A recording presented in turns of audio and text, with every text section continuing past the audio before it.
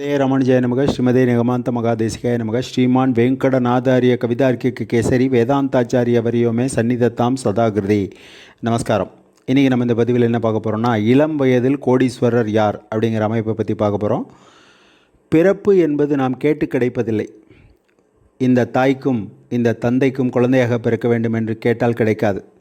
இதெல்லாம் இறைவன் சித்தம் என்றாலும் பிறக்கும்போது தாய் தந்தை செல்வ வழியில் இருந்தால் குழந்தையும் செல்வ செழிப்பில் வளரும்.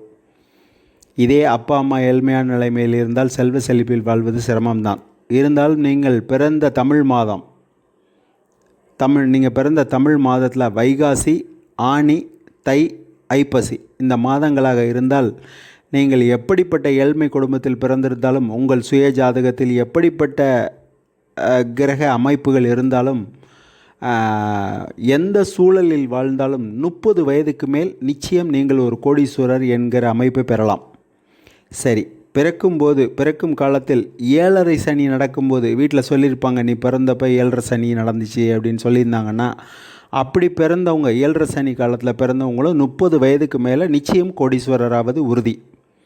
சரி, அதுவும் இல்லையா, உங்கள் சுய ஜாதகத்தில் ராசி கட்டத்தில் சந்திரனோடு சேர்ந்து சனி ஒரே கட்டத்தில் இருந்தாலோ, அல்லது சந்திரன் அமர்ந்திருக்கும் இடத்திற்கு 12ஆம் வீட்டில், சந்திரனிலிருந்து எண்ணிட்டு வந்தீங்கன்னா 12வது வீட்டில் சனி அமர்ந்திருந்தாலோ, அல்லது சந்திரன் அமர்ந்திருக்கும் வீட்டிலிருந்து 2ஆம் வீட்டில் சனி அமர்ந்திருந்தாலோ, நீங்கள் இளம் வயதில், அதாவது 30 வயசுக்கு மேலே கோடீஸ்வரராவது உறுதி என்று எடுத்துக்கொள்ளலாம்.